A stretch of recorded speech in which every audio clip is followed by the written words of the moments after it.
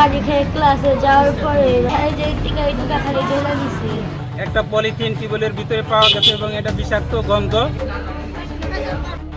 একবার ভাবুন তো, তীব্র গরমে বুক ফেটে যাচ্ছে বলে আপনার সন্তান পরম ভরসায় স্কুলের টিউবওয়েলের পানিতে মুখ দিল, আর সে এক ঢোক পানি তাকে ঠেলে দিল মৃত্যুর মুখে। শুনতে অবিশ্বাস্য আর শিউরে ওঠার মতো কোনো ঘটনা মনে হলেও অবহেলা আর নির্মমতার এক ভয়ানক বাস্তবতার সাক্ষী হলো দেশের মানুষ। তৃষ্ণা মেটাতে গিয়ে বিষাক্ত পানির ছোবলে একে একে ৩২ জন নিষ্পাপ শিক্ষার্থী এখন হাসপাতালের বিছানায় ছটফট করছে। কলিজার টুকরো সন্তানদের এমন পরিণতি দেখে বুক ফাটা কান্নায় ভেঙে পড়েছেন শত শত অভিভাবক। চাঞ্চল্যকর এই ঘটনাটি ঘটেছে টাঙ্গাইলের নাগরপুর উপজেলার মামুদনগর উচ্চ বিদ্যালয়ে মঙ্গলবার সকাল 10:30। ক্লাস শুরুর ঠিক আগের মুহূর্ত তীব্র গরমে তৃষ্ণার্ত শিক্ষার্থীরা লাইনে দাঁড়িয়ে পানি পান করছিল একই বিদ্যালয়ের একটি টিউবওয়েল থেকে। কিন্তু পানি পানের কিছুক্ষণের মধ্যেই শুরু হয় তীব্র বমি আর শারীরিক অসুস্থতা। মুহূর্তের মধ্যে আনন্দমুখর বিদ্যালয়টি পরিণত হয় এক আর্তনাদের নরকে। একের পর এক মোট ৩২ জন শিক্ষার্থীকে দ্রুত উদ্ধার করে ভর্তি করা হয় নাগরপুর উপজেলা স্বাস্থ্য কমপ্লেক্সে। এদের মধ্যে 2 জনের অবস্থা আশঙ্কাজনক হওয়ায় তাদের দ্রুত স্থানান্তর করা হয় টাঙ্গাইল মেডিকেল কলেজ হাসপাতালে। পানি খেয়ে ক্লাসে যাওয়ার পরে সবাই খালি অজ্ঞান হয়ে যায়, তারপরে মাথা উঠান করে পড়া যায়। পরে স্যাররাই সবাই রক্ত করে নিয়ে গেছে, নিয়ে যাওয়ার পরে সবাই খাওয়াইছে। খাওয়ানোর পর নাকি আরো বেশি বেশি বমি করে দেখে সবাই হাসপাতালে নিয়ে গেছে। 12 জন আবার জানাই যে টিকা খালি ঢেলে দিছে।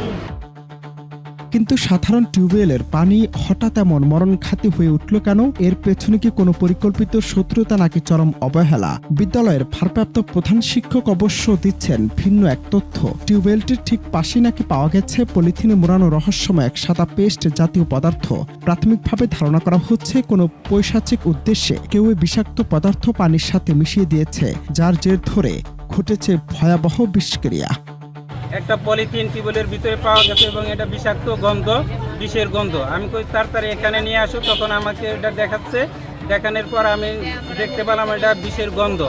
কিছুক্ষণ পরেই আমাদের ক্লাস থেকে 3-4 জন ছেলে মেয়ে যারা পানি পান করছিল ওরা বমির ভাব এবং বমি করেছে।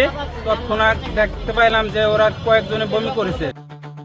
নাগরপুরের এই ঘটনা আমাদের চোখে আঙ্গুল দিয়ে প্রশ্ন তুলল, আমরা কি সত্যি আমাদের সন্তানদের নিরাপদে রাখছি? স্কুলে তো ঠিকই টিউবওয়েল আছে, এমন ভাবনায় তৃষ্ণার্ত সন্তানকে বাড়ি থেকে নিরাপদ পানি না দিয়ে আমরা কি তাদের অজান্তে বিপদে ফেলছি না? যদি উপজেলা স্বাস্থ্য পরিবার পরিকল্পনা কর্মকর্তা বলছেন অসুস্থ শিক্ষার্থীদের চিকিৎসা চলছে, ঘটনার প্রকৃত কারণ জানতে করা হচ্ছে তদন্ত।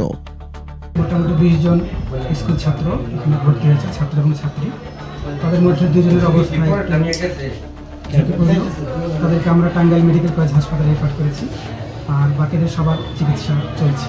ইনভেস্টিগেশন করে আরও কিছু রিপোর্টের রক্তের রিপোর্ট নিয়ে এটা টাইপ অফ পয়জনিং এটা ডিটেক্ট করা যাবে। প্রাথমিকভাবে আমরা মনে করছি যে এটা ওপিসি অর্গানো ফসফরাস কম্পাউন্ড হতে পারে। অনন্ত হাসান মাসুদ, বাংলা টিভি।